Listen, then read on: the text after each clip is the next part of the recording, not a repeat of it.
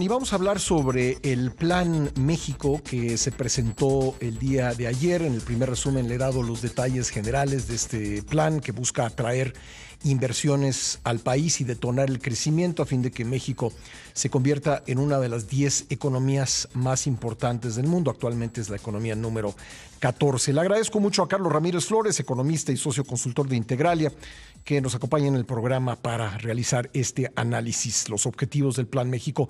Carlos, ¿cómo te va? Feliz año, buenos días, ¿cómo te va? Igualmente, Pascal, muy feliz año a todos. Un saludo. Bueno, pues, ¿qué opinión tienes de lo que se dio a conocer ayer? ¿Son alcanzables los objetivos? ¿Es posible atraer pues esa cantidad de dinero de la que habló la presidenta Sheinbaum, que está disponible para inversiones, más de 200,000 millones de dólares? Mira, Pascal, quizás sí sea posible si hacemos bien las cosas. Es decir, México lleva muchos años y sobre todo los últimos creciendo a una tasa digamos, a una tasa muy baja. Es decir, nuestra economía, el pastel de nuestra economía se ha hecho más grande, pero de manera muy lenta. Y por tanto, pues México necesita crecer mucho más rápido para, digamos, resolver sus problemas económicos, sociales. Y por tanto, te diría, sí es factible. Me parece que la presentación del Plan México ayer es una muy buena noticia desde la óptica de que el gobierno, de alguna u otra manera, reconoce, luego de 6 años de estar peleando con el sector privado, reconoce que necesita del sector privado para que tenga éxito, digamos, el país y podamos volver a crecer. Todo el sexenio pasado crecimos a una tasa menor al 1%, la más baja en 40 años. Entonces, hay un reconocimiento implícito en este plan del gobierno de Claudia Sheinbaum en el sentido de que necesita del sector privado y por tanto es una invitación para que se sume a pues, los distintos proyectos del gobierno. Dicho lo anterior, el plan por sí mismo no resuelve los problemas de fondo y está ahora sí que planteado en un contexto, Pascal, en el que los últimos meses se han hecho cambios institucionales en el país que de alguna u otra manera van exactamente en sentido contrario a lo que pretende el Plan México. El Plan México lo que le dice al sector privado es ven a invertir a México, pero por otro lado, los últimos meses ha habido una serie de reformas que parecen ir exactamente en sentido contrario. Entonces es una buena noticia, pero sin lugar a dudas hay una contradicción implícita en el hecho de que el gobierno lance este plan meses después de haber modificado sustancialmente el Poder Judicial, la desaparición de los reguladores y órganos autónomos, entre otros cambios, Pascal. Estamos conversando con Carlos Ramírez Fuentes, socio consultor de Integralia. Oye, Carlos, ¿tú sientes que esta, por ejemplo, la reforma al Poder Judicial, que es uno de los cambios a los que te referías, se convierte en un obstáculo que impediría detonar todo aquello que se presentó ayer en el Museo de Antropología? Y es imposible separarlos. ¿En qué sentido?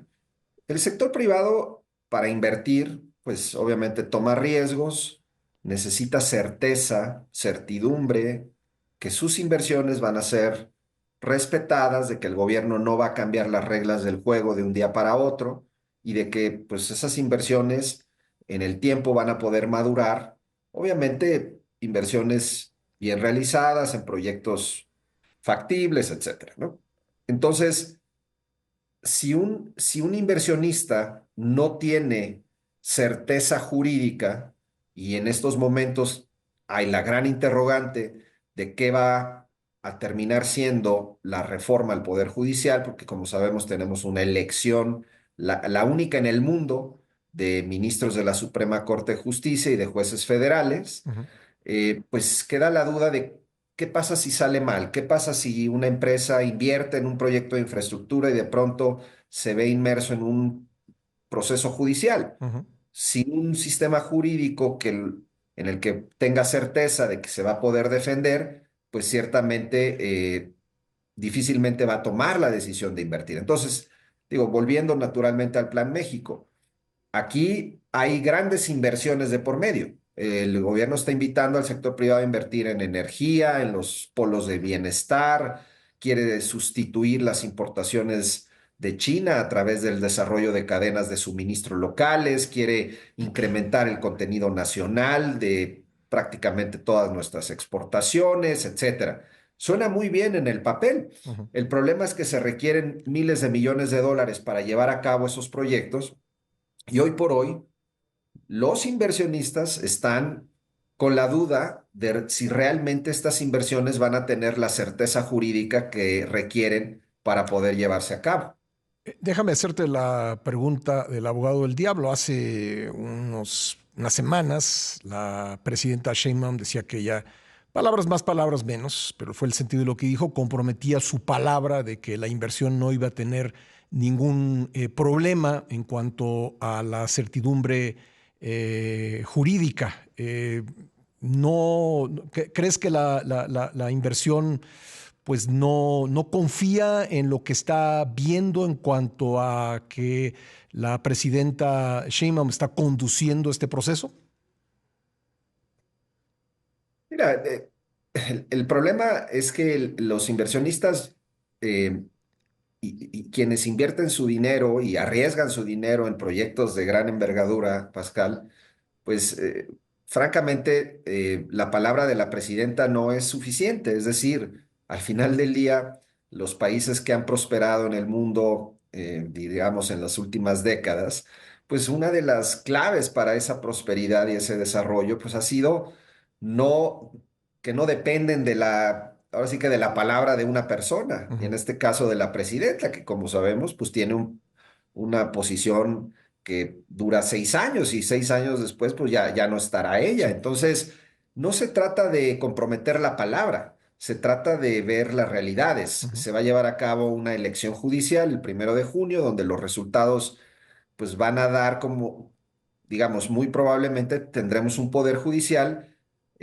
pues afín al gobierno, Ujú. mucho más sesgado a los intereses del gobierno y por tanto un inversionista dice, bueno, Sí. y si yo tengo un problema con la autoridad, ¿Qué hago? digamos, los impuestos, si yo tengo un problema con la autoridad por un tema regulatorio, con la autoridad local, Ajá. en fin, todas esas dudas están ahí. Le agradezco a Carlos Ramírez Fuentes que me haya esperado para seguir esta conversación. Carlos, te leí ayer en tu cuenta de X comentando la presentación de este plan y en el que decías que para poder llegar a estar entre las 10 economías más grandes del mundo, pues se requeriría que México pues tuviera un crecimiento económico mayor, un mayor crecimiento de su Producto Interno Bruto. Y también mencionabas hace un momento que al presentar este plan parece que el actual gobierno pues está rompiendo con, por lo menos discursivamente, con una política económica que solo llevó el sexenio pasado un crecimiento de 1% anual promedio. ¿Ves algo en la presentación de este plan que hace pensar que el país pudiera duplicar el crecimiento que ha experimentado en los últimos años? Efectivamente, implícitamente lo que el plan sugiere es que México va a crecer en los próximos 6 años, pues por lo menos al doble de lo que ha venido creciendo, es decir, a una tasa del 4% mínimo. Es decir, implícitamente no lo dice, pero está ahí. Porque para poder lograr los objetivos que pretende y volvernos la economía, digamos, de las 10 más grandes del mundo, tendría que darse ese resultado. ¿Cómo lo pretende hacer el gobierno o cómo lo está proponiendo? A través de un incremento muy importante en la inversión. Es decir, el gobierno dice, hoy en México se invierte el 25% del Producto Interno Bruto. La meta es llevarlo al 28-29% en los próximos 6 años. Es una meta muy ambiciosa, Pascal, que nunca hemos visto por lo menos en los últimos 40, 50 años, nunca hemos visto un avance de esa magnitud en la inversión. Y reitero, la inversión finalmente puede llegar a crecer, podemos elevar nuestro potencial productivo, crecer más rápido, siempre y cuando haya las condiciones apropiadas para hacerlo. Hoy por hoy, Pascal, el plan suena muy bien, tiene proyectos, ciertamente lo que pretende es elevar esa inversión, pero quedan muchas dudas. muchas dudas respecto a los cómo. Por supuesto, me pongo del lado optimista. Qué bueno que haya un plan, qué bueno que el gobierno esté reconociendo que necesita el sector privado, qué bueno que haya proyectos, pero todavía los cómo. ¿Cómo va a invertir el sector privado en conjunto con el sector público? Ujú. ¿Cómo van a llevar a cabo el proceso de desregulación, digitalización que tanto están prometiendo? ¿Qué tipo de incentivos fiscales le van a dar, que también está en el plan, a los empresarios para poder invertir en distintas regiones del país? ¿Cuáles son claramente las señales que va a dar el gobierno en materia energética, que todavía quedan grandes dudas respecto a cómo se va a invitar al sector privado a participar? ¿Cómo se va a llevar a cabo este proceso de sustitución de importaciones chinas, Pascal? Ujú. El gobierno dice, tenemos un problema porque estamos importando mucho de China, pero pues esas importaciones no las hace el gobierno, las hace el sector privado, y el gobierno está diciendo, vamos a sustituir la mitad de esas importaciones desarrollando proveeduría local. Pues suena muy bien, Ujú. pero francamente queda mucho a deber en los cómo. Creo que hay que darle el beneficio de la duda, Pascal, Sí.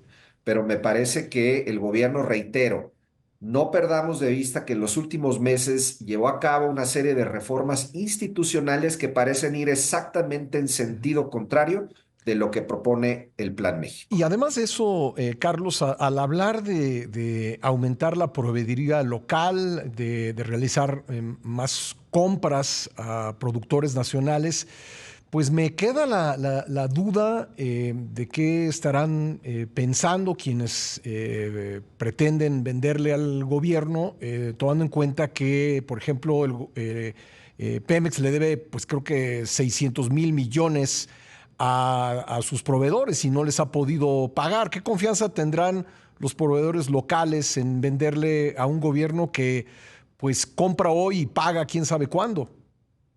Efectivamente, la cifra de adeudos de petróleos mexicanos con sus proveedores ya se estima que pudiera rondar en efecto los 600,000 millones. Al sector farmacéutico le debe 11,000 millones de pesos. En la Comisión Federal de Electricidad el adeudo es cerca de 100,000 millones. En fin, ese es justo el problema, Pascal. Imagínate que tú te comprometes a proveer un servicio al gobierno, el gobierno te dice te voy a pagar, Ujú. y de pronto no tiene recursos, que sabemos el gobierno mexicano no tiene recursos, en las finanzas públicas están muy estrechas. Sí. ¿Cómo te defiendes frente a un gobierno todopoderoso que además va de Ujú. alguna u otra manera a controlar hoy al Poder Judicial? Entonces, los mecanismos de defensa para el sector privado se han visto limitados, y en ese sentido, pues las inversiones, pues creo que de entrada van a ser cautelosas, eh, hasta no ver más claridad respecto a que el Sí. gobierno toma en serio las preocupaciones del sector privado. Quedan dudas respecto a temas de seguridad, Ujú. quedan dudas respecto a esta participación mixta sector privado público. Hay todavía muchas dudas respecto a cómo juega la ideología en todo esto, Pascal, ¿no? El gobierno pareciera querer tener el control del proceso, es decir, una planificación un tanto soviética del desarrollo nacional, y eso pues digamos, por lo menos genera dudas, Sí. diría yo. Carlos, por último, me queda un minuto, pero preguntarte, al anunciar que realizará mayores compras a los productores nacionales, ¿no se pierde también la oportunidad de encontrar mejores precios? Es decir, teniendo en cuenta que son recursos públicos con los que se pagan, si hay un producto en el extranjero que cuesta más barato y uno en el mercado nacional que cuesta más caro, ¿no hay ahí una pérdida de oportunidad? Claro, al final del día las importaciones que hacemos de China, pues benefician a los consumidores, es decir, a los productores que digamos, las ingresan al país para articular su cadena de suministro y poder producir con mejor calidad y mejor precio, Ujú. y para los consumidores que consumen productos chinos porque consideran que son de mejor calidad o de mejor precio. Esta idea de sustituir importaciones siempre tiene el problema de que pierde de vista al consumidor. Entonces sí, Pascal, en efecto, es un tema claramente a debate. El gobierno parece estar apostando a decirle a los Estados Unidos, es un guiño a Estados Unidos, Sí. vamos a cambiar, digamos, a China por proveeduría local para que no nos, ahora sí que no nos critiquen de estas importaciones que provienen de China. El problema es que el consumidor está en medio y podría terminar perdiendo en este proceso. Pues bien, Carlos, te agradezco mucho que nos hayas acompañado esta mañana en el programa. Muy amable. Con mucho gusto, Pascal. Buenos días a todos. Carlos Ramírez Fuentes, economista, socio, consultor de integración.